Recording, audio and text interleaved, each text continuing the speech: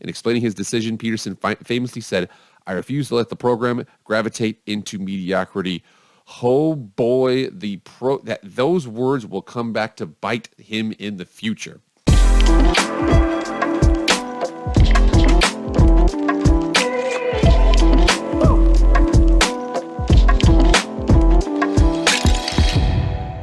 What is up, everybody? It is Jake with Master of Football, back at it again. Happy Tuesday. Thank you so much for being here. If you want to be up to date on all things college football, pro football, EA college football, Madden, anything related to American football, especially the draft too, hit that red subscribe button. You will not be disappointed. Also hit the like button too. Like, share, comment, subscribe, do all that stuff. I really appreciate it. Without further ado, let's get into the video. So there's a saying out there that says you don't know what you have until it's gone. And that is very, very true for one team we're going to talk about here, because especially in the world of college football, and for most of you who've been here, you know that I love me some college football. There's one of those things that, oh yeah, the grass is always greener. The grass is always greener. The grass is not always greener. In fact, there's one team that is publicly coming forward and admitting that the grass was not always greener, making amends with their former coach, and that would be the Nebraska Cornhuskers. We're also going to go over three teams that I'm not saying this is going to happen, but I'm at least watching whether or not they're going to be upset with the fact they let go of a coach who had things going well to be upset in the future. We're not sure, but I just want to make sure I can touch about those three names. So here we are at the AP on ESPN.com, Nebraska to honor ex-coach Frank Solich at the spring game. It says here, 20 years have passed since Frank Solich's controversial firing from Nebraska, and he hasn't publicly appeared at Memorial Stadium since. That's about to change. And I'm telling you right now, if you've ever been to Nebraska, even if it's cold, those people still show out. It's going to be absolutely packed just to see your boy Frank Solich. Much appreciation for what he's done. In fact, I actually went back there, watched the game recently, and every single Nebraska fan, especially the old heads, they lamented the fact that they ever got rid of Frank Solich. We continue with the story here. Solich, 78, remains a beloved figure among much of the fan base, having been an all-conference fullback for the Cornhuskers in the 60s, an assistant to Tom Osborne for 2 decades, and a head coach who won 75% of his games over 6 seasons before his unceremonious dismissal. With the prodding of athletic director Trev Alberts and urging of Osborne and the invitation of first-year coach Matt Rule, and especially, I'm telling you right now, I know my people, they're not sure. I know my boy at my Nebraska fan, my friend, he will be on the show eventually, by the way. He lamented the fact they brought in Matt Rule. He thought it was a down-the-middle play. He wanted them to get Deion Sanders, but it looks like Matt Rule wants to make amends with the situation. It says Solich figured out now is the time to return to Lincoln.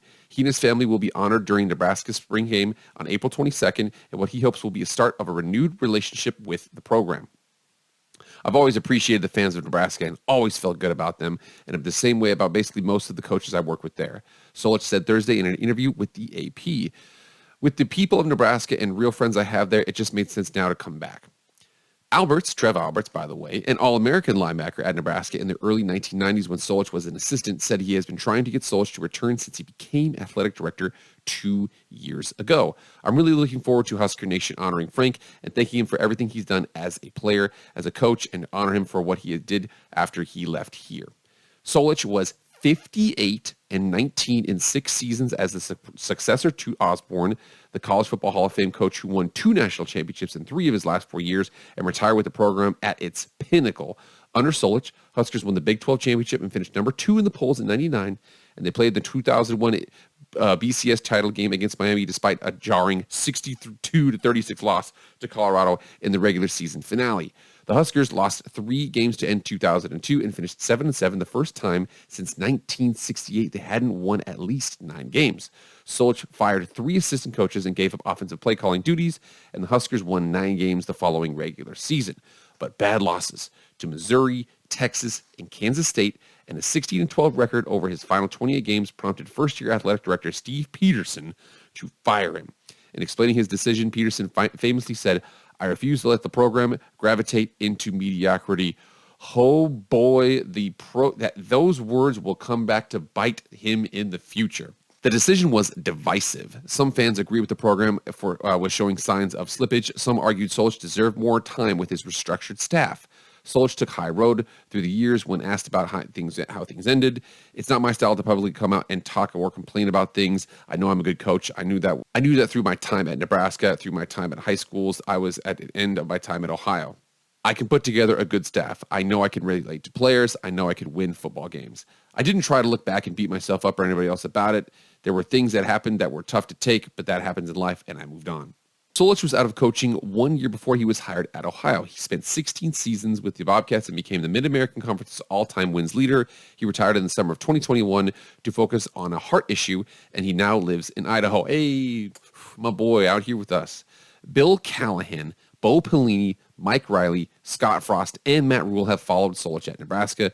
There have been no conference championships since 1999 title under Solich, no bowls since 2016 under Riley, and 6 straight losing seasons. Solich supporters have long contended that his firing 20 years ago put a curse on the program, and that it only can be broken by Nebraska making things right with him. Solich acknowledged he's already heard about the Solich curse. I will say this: if I had the ability to put on curses, there would be a few more people in trouble.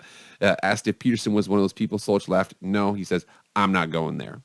And to think about one of those situations, so especially it's one of those situations where, unhappiness, or I should say disappointment, is when expectations are here and results are here. Now, the problem with that, though, is that the results can still be really, really high, but if they're not up to what you want, you are disappointed. Check and see what happened. Literally, we're going to go over the specifics of the year to year, how they did, and you can definitely tell that there were some definite down years after Solich left. Coming over here and seeing the 123-year history of the Nebraska Cornhuskers. Come down here, check this out. So Frank Solich left here. His last year, he was 9-3, and then he left, and then Bo Pelini stepped in. Now, the one here who probably worked out the most was Bo Pelini. He had his own issues. Everybody knows that whole situation.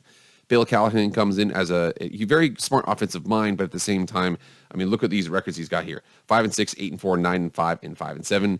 Gone. Bo Pelini comes in. Very, very consistent production here. Look at what they did here: 9-4, 10-4, 10-4, 9-4, 10-4, 9-4, 9-3, and then let go. Barney Cotton came in. They were 0-1, so they ended 9-4 that season. Then Mike Riley comes in, 6-7, 9-4, 4-8, something they hadn't done in years. 4-8 again under Scott Frost.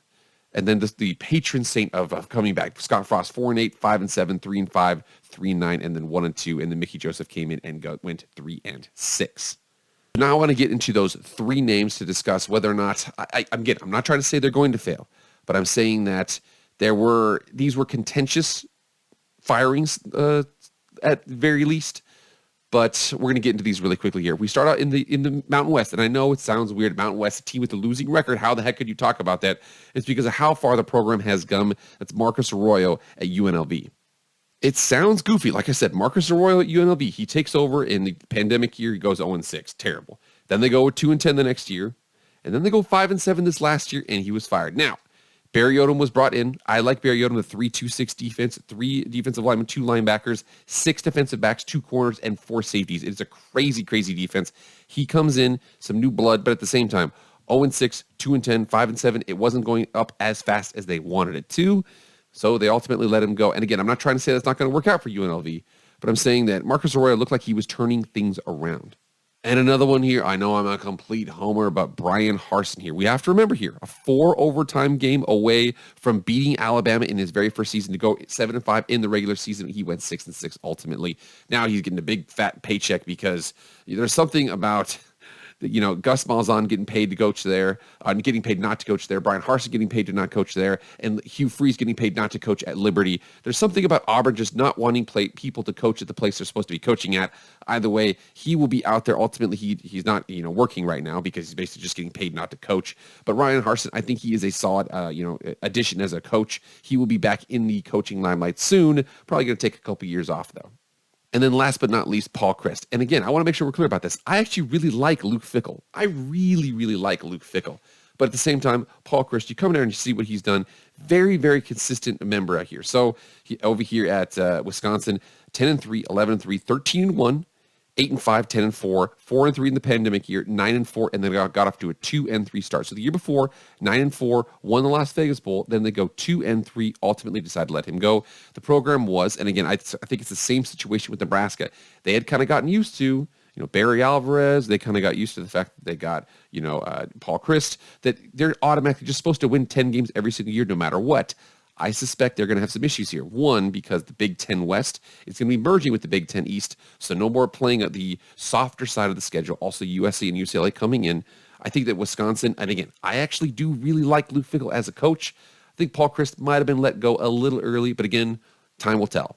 So I'm really glad that Nebraska is addressing that situation. And again, Matt Rule, you can tell he's definitely got a buy-in about the program. He wants to make sure people can embrace the history of Nebraska. So really like what he's doing there. But again, get in the comments right now. Again, of those three that I mentioned, do you like them? Do you think the guys got fired a little bit too early? Get in the comments right now and let me know your opinion. Also on this whole situation with Nebraska, tell me what you think is going on, man. All right, guys, that's it. Thank you so much for being here. Please like, share, comment, subscribe, do all that stuff. I appreciate it. That's it for me, guys. I'll see you guys later. I am out.